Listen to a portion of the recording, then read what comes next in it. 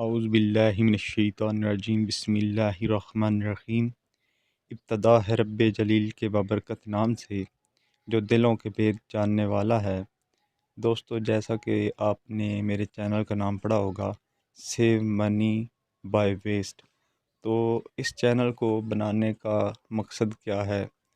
اس channel کو بنانے کا مقصد یہ ہے کہ ہمارے پاس، ہمارے گھر میں، ہمارے ارد گرد جو بھی ہمارے پاس ویسٹ پڑا ہوتا ہے، ایسی چیزیں جو فضول پڑی ہوتی ہیں، جن کو ہم فضول سمجھتے ہیں اور کہیں سائڈ پہ رکھ دیتے ہیں، پھینک دیتے ہیں، ضائع کر دیتے ہیں، ہم نے ان کو کارآمد بنانا ہے۔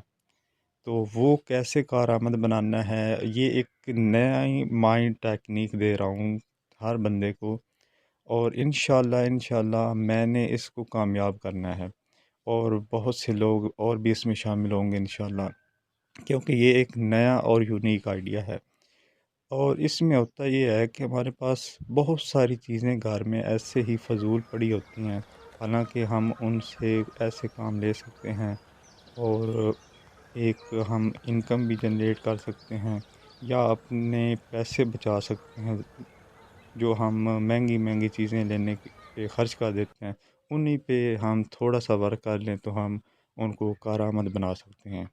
مثال کے طور پر میرے گھر میں کچھ چیزیں پڑی تھیں، تو مجھے شوق ہوا انکیوبیٹر بنانے کا۔ انکیوبیٹر کیا چیز ہوتی ہے دوستو؟ مرغی کے انڈے جس مشین کے اندر ہیچ ہوتے ہیں، جس سے چوزے نکالے جاتے ہیں، اس کو انکیوبیٹر کہتے ہیں۔ تو مجھے شوق ہوا اس کو بنانے کا، تو میں نے نیٹ سے سرچ کیا، تو کوئی 2500 کی مشین ہے، کوئی 4500 کی ہے، کوئی 5000 کی ہے، تو یعنی بہت زیادہ قیمت تھی۔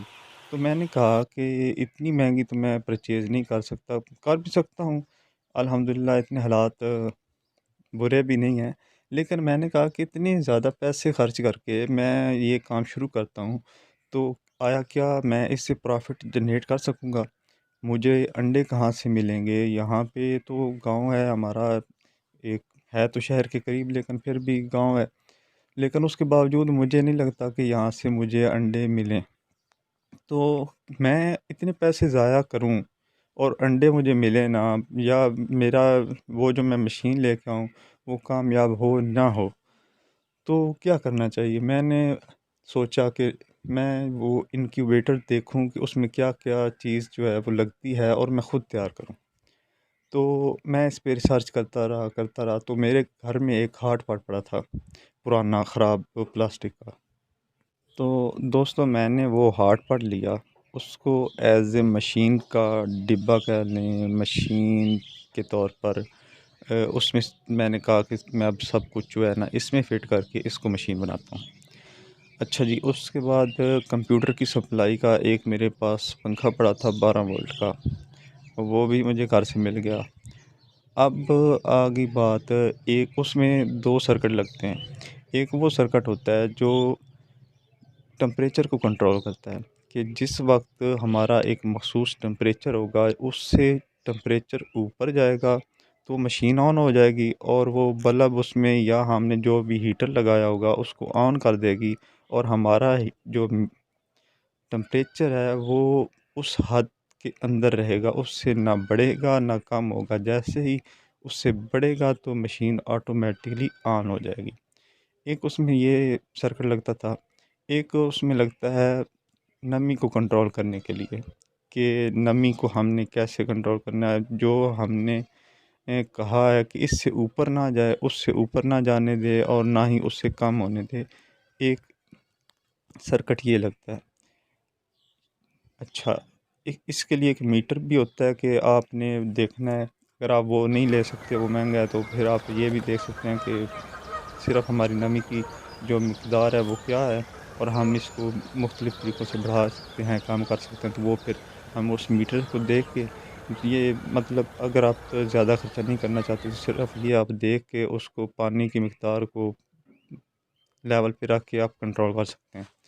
تو خیر 2 چیزیں یہ ہوتی ہیں، تو اب ایک وہ ٹمپریچر کنٹرولر لینا تھا، اس کے لیے مجھے خریداری کرنی پڑی، مارکیٹ میں جانا پڑا، وہ مجھے مل گیا ٹمپریچر کنٹرولر، اس کا نام ہے W1209۔ اور مجھے بلب چاہیے تھے، تو میں نے کہا کہ میں بجائے اس کو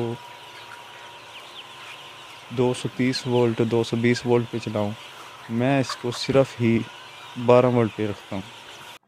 ایک تو کیونکہ ہیٹ جو ہے وہ میں ایزیلی کنٹرول کر سکتا ہوں، ہارڈ پارٹ ہے، چھوٹا سا ہے، اس میں ایزیلی جو ٹمپریچر ہے وہ کنٹرول ہو جائے گا۔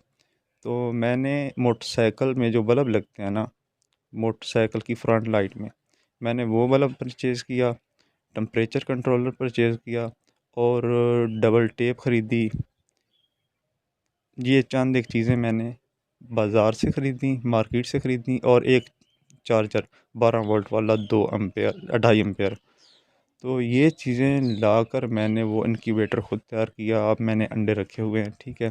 آپ دوست تعاون کریں گے تو میں انشاءاللہ آپ میری جیسے ویڈیو لائک کریں گے، شیئر کریں گے، میں آپ کو وہ پریکٹیکلی بنانا سکھاؤں گا، آپ کو بتاؤں گا کہ یہ چیزیں میں نے کہاں سے خریدیں، کیسے خریدیں، ٹھیک ہے۔